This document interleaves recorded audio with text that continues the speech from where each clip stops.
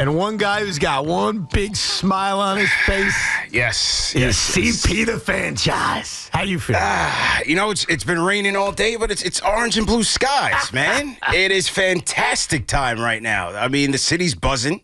2-0 lead. You couldn't ask for anything more, man. So I'm very curious because you were in the building in the Detroit series, and I heard you talk about this on KnicksFanTV, which you can watch on YouTube, download the podcast, does a great job. Everyone there does a great job. And you were talking about the experience of being in the building, how not enough people were screaming and yelling. Not enough people were getting into it. And I thought it was fascinating because this happens in New York a lot sometimes where in the postseason, the atmosphere in the building isn't what we expect. After experiencing that in the Detroit series, with this team being up 2-0, but you combine that with these prices, which are nuts, what's your expectation for the buzz in the building tomorrow afternoon? I expect it to be loud, but you're right, man. The prices, $800 to get in. A lot of fans are complaining. They're complaining to me personally that, I wish we could be there, but the prices are just crazy. You saw Austin Rivers on Twitter put it out there. Like, man, I guess the real Knicks fan is not going to be represented. That's what we're thinking. Wow. Yeah. But is that good or bad, or does it not matter? I think it mattered. I was at the potential closeout game against the Pistons for Game 5, and it literally felt like a library in the lower bowl, man. I mean, you saw people dressed like Evan Roberts in neutral clothes, sitting down, no excitement. But it was Barclays Center. It was the Clays, right? It was the MSG Annex. But I spoke to Stephon Marbury, and he said, "I'm issuing a demand." A no-sitting policy. And so we are sharing that across the city. No sitting unless you physically have to. No, telling the person in front of you, please sit down. No, listen, I paid a fortune for these seats. I'm up. I'm getting my money's worth. You did the whole game? You think they'll do it the whole game? I don't know if they'll do it the whole game, but at least in the beginning, man. Right, you got to get juice for this, man. You got to get juice for this. Because this is, look, they're 2 wins away from a conference finals. They're up on a team that no one expected the Knicks to beat. You even said it. I remember when you were here, you're like, look, the fan says Knicks in 7, but my brain tells me Celtics in 6.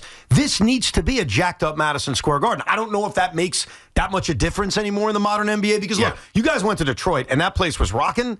Knicks won those games anyway. Yeah. But I think we just want to see it because we remember what the Garden can sound like.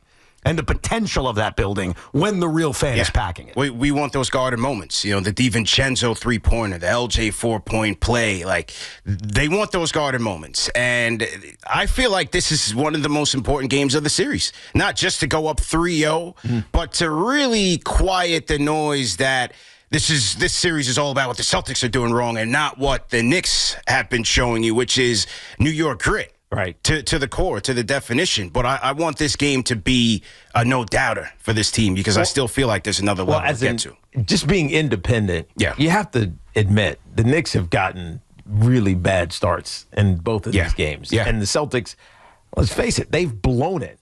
So should you be confident or should you be worried? That's the biggest question because there's a good chance the Celtics could just roll through the Knicks. That's true, but I'm confident for this reason. You haven't seen the best of this Knicks team yet. They shot 25% from the field, 29% from 3, rather. 16 turnovers in Game 2. They allowed 16 offensive rebounds to the Celtics. I think they've been outclassed by on the boards by like 15. And so I'm watching this game in Game 2 where a lot of fans are like, what do you think? I'm like, well, let's see what happens in the first quarter. And in the first quarter, I felt like, again, the Celtics were not ready to put it down in this game, to win it. But I saw the Knicks really just giving them a lot of opportunities with boneheaded turnovers and slow offense. And so I felt like, even from an analyst standpoint, that the Knicks left a lot on the bone there that they could have easily taken Game 2 as well. I completely agree with you from this standpoint because after Game 1, the common belief was, well, the Celtics can't miss as many threes. While they didn't miss as many, they shot the same damn percentage. Right. But I also thought, all right, well, the Knicks won't miss 14 free throws. All right, the Knicks won't get beaten on the offensive glass. All right, they will play better. And what shocked me about Game 2 is that none of that did actually change. No. And the result was the same. So I agree, the Knicks have more of a ceiling to get better, but what made Game 2 so stunning is how it replicated so much of Game 1, the good and the bad from both teams. Yeah, and you know who sparked it? It was your guy. The guy who I said is going to swing this series in the positive direction for the Knicks. If they're going to win it, Mikal Bridges has to make a statement. Game 1, he made the statement, ripping Jalen Brown. I mean, that was his signature Knicks moment. It was, yeah. Right? We were looking for that. Where's that dog in you? He showed it. Until Game 2. Game 2. He does it again. 14 points in the fourth quarter. After he starts 0 for 8, 0 for 7. After he starts 0 for 8. But where he comes into play is that the Knicks have never had a guy, there was always a question about the Brunson bench minutes. Who can take over? And in Mikal Bridges, you still have a guy who can put the ball on the floor, play make, create for himself. And Tibbs did the right thing. He ran the offense through Mikal Bridges, and he was phenomenal in those fourth quarter minutes without Brunson. I think coming into this game, CP, we thought Missoula would far outclass Tibbs. Yeah. We just felt like the coaching advantage was clearly in the Celtics. But I think it's actually the other way. I think that the switching on defense, I think the putting Brunson off the ball, giving real minutes to Deuce at certain points in this game, he helped spark the comeback. They were down 20 and it was down 8 when JB came back in. So, I think Tibbs has done an absolutely amazing job, especially given our expectations for him coming into this series. He's done an excellent job and gotten the credit, and rightfully so. And the switching was necessary to even have a chance to win this series. You can't do all the hedge and recovers and leave these guys with wide open looks. Now, they're still getting opportunities. They're still missing on open shots. Yep. But the switching has worked, and where Jalen Brunson and Karl-Anthony Towns are serviceable defensively. You're seeing Jalen Brunson get steals in this game. Karl-Anthony Towns holding it down. And on the Tatum drives, OG Anunoby's been phenomenal. He's shutting down the entire Celtics team. But even when Tatum is driving, the Knicks are staying in their shell, and they're getting out on the three-point shooters very well. So the defense, it starts with their defense, and they've been doing a great job so far. Now, speaking of their defense, and I find this kind of storyline so fascinating. So when Missoula started to hack Mitch, my initial reaction is, all right, crappy free throw shooter. And then you realize that's not what this is about at all. And we certainly saw it in obvious fashion in Game 2. He's hacking Mitch because he's such a threat defensively. Missoula's saying, I want him out of the game. Yeah, I think it just sends a bad message to his team. It's like, we're scared of Mitch. It's a bad message, but it's also real. It is real, but it just, I don't know, it's emasculating to his own team. What do you think of, I guess, the chess match in this? Because Missoula throws the 2 fouls at him in the fourth quarter, and Tom's like, I'll keep him in to get the second foul, then I'll take him out. So I'll give you what you want in this regard. But what do you think of the handling of this Hack-a-Mitch, not to go to the free throw line, but Hack-a-Mitch to get him out of the game? It's fear. I said it the first game when they did it. And I thought that it was a bad idea to even take him out. Let them keep racking up the fouls. Let them take themselves out of a rhythm and slow the game down. You let the Knicks catch their breath. And look, if he goes 1 for 2, if he misses a couple, you can't keep going to it. And the impact of Mitchell Robinson on the defensive end, like we've always talked about, has made this team that much better. I think the stat was that the Twin Tower look with Karl-Anthony Towns and Mitchell Robinson has outscored the Celtics 32-11. Mitchell Robinson has the highest defensive rating in the playoffs. His plus minus is through the roof. Plus minus through the roof. And Reggie Miller on the broadcast in Game 2 when Mitchell Robinson got switched out onto Tatum, and Reggie's like, the Knicks don't want that. And I'm like, Reggie, you're not watching the Knicks. Right? Yeah. That's okay. They can live with that. Oh, he was perfect on the last play. Look in the final play. Absolutely perfect. Right? Funneled him exactly into more coverage, double coverage, actually triple at that point. And so Mitch is capable. I think the challenge now becomes for the Knicks, do you do something different? Yeah. Or because you got to assume Joe Missoula is going to adjust. Even though I don't know, because they come down and they shoot with 18 seconds on the clock when they're up double digits in some of these games. So their identity is their identity. But what can the Boston Celtics do to change this?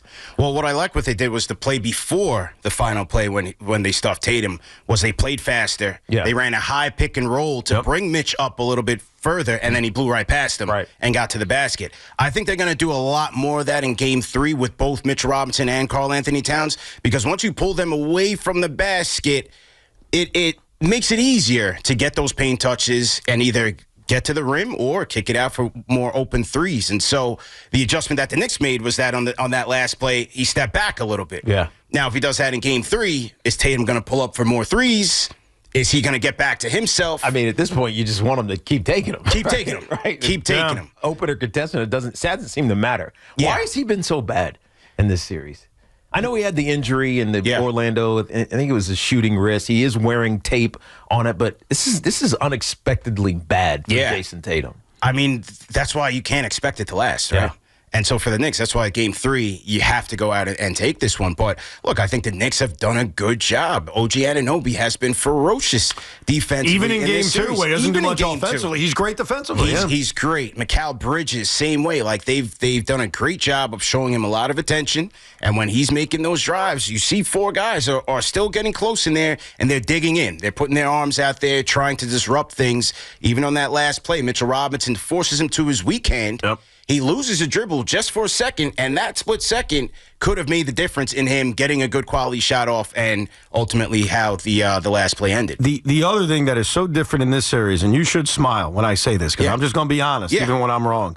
Right now, late in the game, you're trusting Jalen Brunson 50 times over Jayson Tatum. Yeah. And so I know we had the debate of who's the better player, who's the bigger star. Forget all that. In the moment, if there's 2 minutes to go in this game and the game is close, like Game 1, like Game 2, it's not even close who you're trusting. It's like one guy is Mariano, and the other guy, just to go back to the long era ago, is Armando Benitez, the former Met closer. I mean, honestly, and that's the difference. And it's not even like who's the better player, who's the Hall of Famer. We'll have a fun debate about that as the years go by. But in this moment, in this series, I'd be lying to you if I said I didn't trust Jalen Brunson 10 times over Jayson Tatum right now. Well, you should have taken my word for it last year. When you didn't know this last year. When I schooled you about this right here last year, you vehemently disagreed with me. And I told you, Brunson in a big spot. What happens? He's the clutch player of the year. He's Captain Clutch. Everybody's stealing my Captain Clutch line, hook, line, and sinker all over mainstream media. They haven't compensated me yet for it, but that's okay. I'm enjoying it. Should have trademarked. Right, but no, man. Leading the playoffs, 40-some-odd points, clutch points. Karl Anthony Towns second with 21, and then the rest of the pack, I think the rest of the non-Knicks, I think it's Halliburton with like 18. Yeah, he's like doubling guys in fourth quarter point. It's actually remarkable. Like, he was clutch last year. Don't get me wrong. This is Jordan-like stuff. And that's kind of the mind-boggling part of Jalen Brunson. Like, went from good signing to, wow, he's really good, to, wow, he may be a superstar, to he's doing Jordan stuff in the postseason. It's unbelievable to watch. Even off that miss, which was such a beautiful play by Tom Thibodeau in Game 1. We have to give him some love for that. Yes. Like, there's still that level of confidence of, get the ball in his hands in the final few minutes or final few seconds. He'll make a play, and he'll get you victory. That's why my whole thing with them in this series is keep it as close as you can. Yes. Keep it as close as you can. Now, both games, they're down by 20 points in critical spots, but give them credit for keeping it close because Brunson will deliver 9 times out of 10. And I still feel like there's another level for him to go. I don't feel like, as in, grand scheme of things in both of these games, that he's had great games. He's had good closing. He's been good closing, but I still think there's another level. Oh, yeah. Game 2, he didn't have the great. And that's kind of to the point of, yes, the Celtics have been awful. Yes, the Celtics should play better. But there's a lot of aspects of the Knicks where they need to get better to also match the Celtics getting better to continue to compete in this series. And that's one of them. Yeah. So there are things that the Knicks have to get better at. What's number one in your mind that they need to improve at looking at Game 3 and 4 to win this series? Cut down the turnovers. Yeah. I think the turnovers, I always say Boston, they are number one in those careless turnovers that will turn into a three-point shot, a second chance opportunity, and then another wide open 3. And it happened in Game 2 where OG Anunoby gets a rebound. As soon as he brings it down, Jaylen Brown from right behind picks his pocket, and then Jaylen Brown ends up scoring the 3. So those boneheaded turnovers they can't afford to have. And then I still think that Karl Anthony Towns can be more dominant. Well, nobody can stop him. Yeah. No one can stop him. There are times in which you're like, no one in Boston can stop this guy, and you almost get frustrated that he's not getting fed enough. Not at all. 21 and 15, you would look at the stats and say, hey, that was nice. And he had a good, gritty putback and one in the closeout of Game 2. But from Al Horford to the Jaylen Brown matchup to Jayson Tatum, he should be dominating, and they should be going back to him. And the best part was in Game 2 when he scores 8 straight points in that second quarter, and then Cameron Payne takes his heat check. He says, no, I got it, and shoots it from out of bounds where Dave Portnoy and those guys are sitting. And that's another great job by Tom Thibodeau by saying, you're out of the game, and we never saw him again. Right. You can't have that in the playoffs. You talk about the Knicks turnovers, but the Celtics had 16 as well. Knicks had 15. Celtics had 16. And so it's almost like the weaknesses of both of these teams we're seeing them, right, in real time. And It just happens that the Knicks have the better closer. If there is one thing that the Celtics have to do, it is not take terrible shots. Yeah. Right? Yeah. So some of them are rushed three-pointers. You see Jayson Tatum come down. It's like, I got this shot. He just shoots it. But he does it with 18, 20 seconds left on the clock. Do you think they slow it down, or do you think the Knicks should slow things down? No, I think the best version of the Knicks is playing fast, especially when you have guys like Josh Hart out there. The challenge to that is that they get run away from when they try to do that. Yeah. Like earlier, they just got run away from. Yeah. They just weren't as good as the Celtics at doing that. It's a give and take, but for me, like when they get stuck in those half-court sets, it kind of bogs down, and then they wait for Brunson to make some magic. But I also think the Celtics are going to be playing a little bit faster, especially if the Knicks are putting those twin tower looks, those two bigs. They're going to try to shift them around, get the ball moving, and play a lot faster with the ball in Tatum's hands. You mentioned, and we're talking to CP, the Fanchise, Game 3 is tomorrow. You're going to Game 3, right? I'm in the building. No question, I'm in there. Now, I know you probably hope we don't have to make this trip, but we are going to Boston for Game 5. We are invading that city for Game 5, whether it's the Knicks trying to close them out. We were in Philly for the closeout, so we're good luck. Yeah. Or it's to try to save your asses because it's 2-2. Or maybe we don't go because you sweep them. Do you expect Celtic fans in the building, by the way, tomorrow? Yeah. Yeah, there's a lot of Celtics fans in the city. I got to tell you, I disagree. I don't think there's going to be very. I don't. But you're saying New Yorkers that are Celtics fans, or like people even coming down. I would expect that. You know why I don't believe it or not? Yeah. You tell me. You'll be in the building. They're down 0-2. Most fans are front runners. The ticket prices are through the roof. I almost expect, I know during the regular season they showed up, and you heard the Let's Go Celtics chants, and trust me, I'm an expert on this. It's annoying when people come into your building and start chanting for the other team. I don't expect that for a playoff game with the prices the way they are and them being down 0-2. I mean, how much different is it in Boston? Their prices went up through the roof after they won the championship. Not like this, though. I know. You know what I mean? This one's up there. Like, we're looking at prices even for Game 1. Game 2, after the Knicks took Game 1, the get-in price was like $180 a ticket. Right. The get-in price tomorrow afternoon at the Garden is almost $1,000. Yeah. So it's... I don't know. It's like a friendly wager because I really don't know. Yeah. I think it's going to be a very few amount of Celtic fans at the Garden tomorrow. Are you going to be there or not, man? I'm not going to be there. Oh, my first Knick playoff game is going to be Game 5 in Boston. So you flipped your seats again and capitalized on our fame and success so far. Here's what I'll tell you, though. Yeah. Yes, but I did not charge those kinds of prices. I was very reasonable to whoever bought my bridges. Would you have considered going if it was a night game? Yes, I would have. Honestly, here's the way things work, CP. On the weekend, my wife makes all the calls. Yes, all right? yes. So the Saturday game was already out, and I'm not kidding you. The reason I couldn't go Monday, you're going to think I'm nuts, is the lottery is a big deal for me, and I need to be in a private space during that lottery. You remember what it's like? 76ers. Yeah. He thinks the Sixers are winning the lottery. You think so? Yeah. I see Spurs for some reason. You see Spurs? Yeah. I think the Spurs pull it off for some reason. Yeah, whatever. Oh, you know what? Honestly, I don't care who wins as long as it's not the Suns. They would suffice for my argument. My argument is which team could use Cooper Flag to get really good right away. Right away. No, I get you.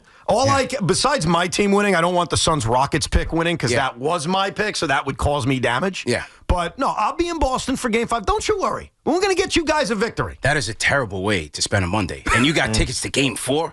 You're going to watch 28 minutes of fluff. They're gone. They're already gone. I had to get rid of them. 28 minutes of fluff for like 30 seconds to see if your team gets it. What if they get number 14? Well, they can't. The Nets still in the league. Go to 14. They can only drop back like 4 picks. We have 14. Trying to kill me right now? Look, I don't expect to win the lottery, but look, it's been a long time. You guys are big. Know how the lottery works. Like, why can't they? Because you can only drop back 4 slots. Don't worry with their record. I get it. From where they finished. Right. I got it. I know you guys are playoff now and you're big shots, but you remember what the lottery's like. It's very stressful, bro. Yeah. Well, after the Zion debacle, I swore to never treat it as seriously again. No, you were probably right. Yeah, it was insane. Because it doesn't matter. What is your sense right now? Like, I admit, I thought the Knicks would win Game 1 and lose the next 4. That's how I kind of viewed this series. You thought, honestly, you were being an honest analyst, Celtics in 6. Yeah. After watching these first 2 games, everything we know, terrible shooting, Knicks finding a way, 20-point leads. Honestly, where do you think this series goes from here? They found a way to make it a series and be in the driver's seat. I mean, just think about it. They've changed the whole way that people even think about this team now. When the questions were about, do they have the mettle, do they have the grit, they've dispelled all of that in the first 2 games. Mikal Bridges has dispelled all that in the first 2 games. But, going down 20 in both games, I don't think we've seen the best of either team. And so tomorrow during the day, we're going to find out who blinks first. Do we see the true Celtics come out? Do we see the true Knicks come out? But at the very least, we know that this is going to be a series. Do I expect a sweep? Not necessarily. But have you changed your prediction? So we did this yesterday because Sean said sweep.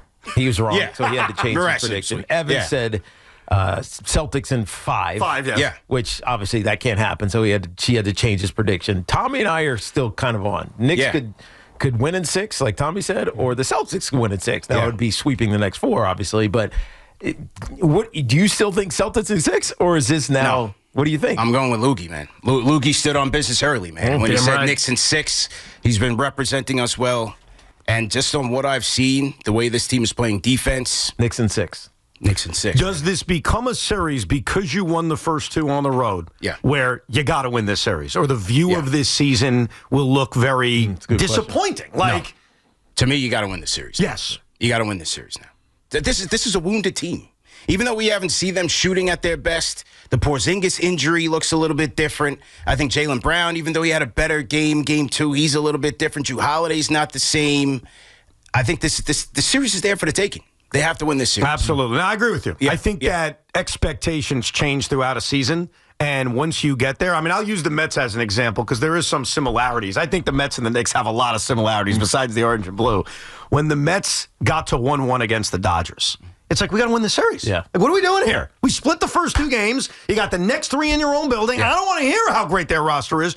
Beat them now. So I do agree that once you get to a certain point, the expectations change. I think coming into this series, my view would have been, you know what? You give them a hard-fought series. It's tough to kill anybody. But I think now being up 2-0, the expectation is you got to finish the job. And one thing we can really, take from this and learn is that Game 1 and game, 82 and beyond, it's different season. Bro, I can't. Different players, physically, mentally. I think physically is the big thing. You mentioned it with nobody knows what's going on with Kristaps Porzingis, but I mean, he looks slow. Right, he missed most of Game 1. Winded, whatever. Even if he does come back and he's healthy, but I don't think he will be. He's not in condition to do this. Yeah, right, and play a grinding game like the Knicks are going to force you to play. I think that's the biggest takeaway for me is this Knicks team is just going to grind you. Like, they're conditioned to do this. We complained and bitched about the minutes police all season long with Tibbs, but it conditioned them for this. Yeah. And so far, knock on wood, most of these guys are still healthy.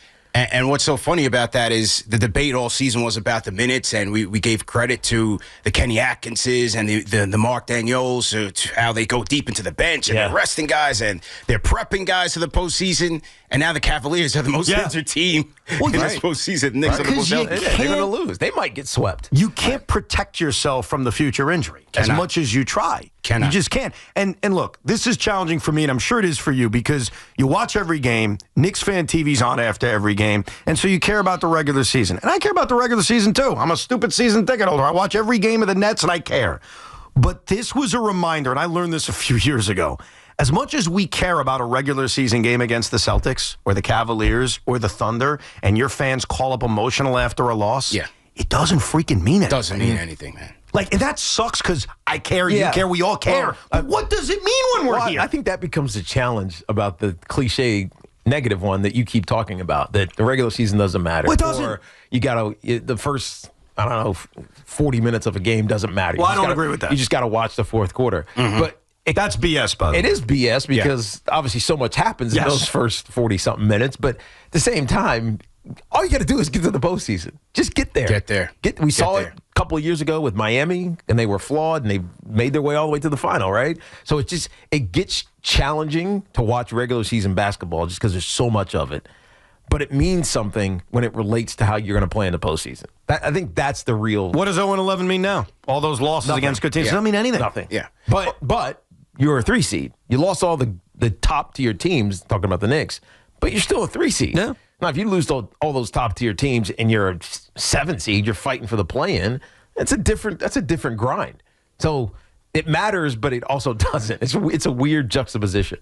Yeah, it's weird, man. And I remember when they lost those back-to-back games to San Antonio when my guy dropped a record 34 points off the bench, and then they go to Charlotte and they get blown out, and fans were just this team's cooked, started over, fire Tibbs, first-round exit. And I'm telling fans, like, these games don't matter. Yeah. And they were pissed at me. They get pissed at me like once. At one point every year, they get very pissed at me. They're coming with pitchforks. I'm ready for it. I think Tibbs has earned the benefit of the doubt in the regular season. You can't fire him off of stuff that's happening in the regular season. Yeah. If he keeps failing to achieve or advance past the second round in the playoffs, that's a different conversation. Yeah.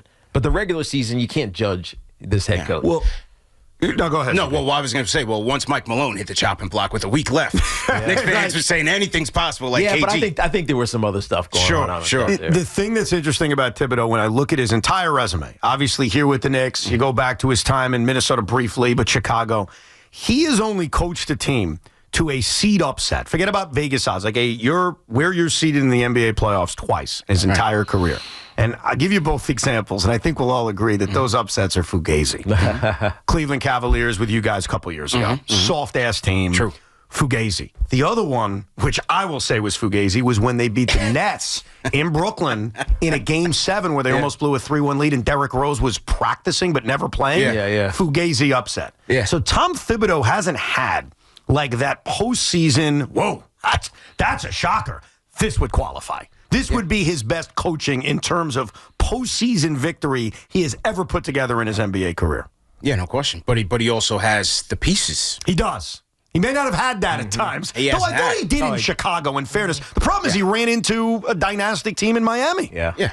You can't help it. But, from Brunson to the way OG Anunoby's playing, man, I mean, that dunk on Derek White was sensational. But, Mikal Bridges and Karl Anthony Towns, Deuce McBride playing off the bench. Deuce McBride, I brought this up after game 2. Like, he scored 8 points off the bench. Yeah. All of them came in the third quarter right after they went down by 20. So sometimes it's not the amount of points, it's the timeliness of it. And those were the timeliest 8 points a guy could come up with. Yeah, and this team, rotation-wise, look, it's built for the playoffs. You're going to go shorter rotations anyway. And so for a team that was lacking the depth in the regular season, when you look at their front 7, if they're all playing at their peak, they're still going to be a tough out. Right. Now, if you want... No, 5 points for Deuce. 5. The 3 was Josh. Okay, there you go. Josh Hart, too, was a part of that run right after going down by 20. If you want... Yeah. There's an extra seat in my car if you want to come to Boston on Wednesday. Imagine us on a road trip, breaking down the Nets draft after I know the lottery results. Right. Thank you, CP. We always appreciate it, man. Anytime. CP, the Fanchise, KnicksFanTV, they're on after every game. It's the best post game. I've always said that. So enjoy it as the Knicks get set for Game 3 against the Celtics at Madison Square Garden. Sean's got a Cinco de 5-0. We'll get you ready for the Mets and Yankees weekends along with the Knicks as well.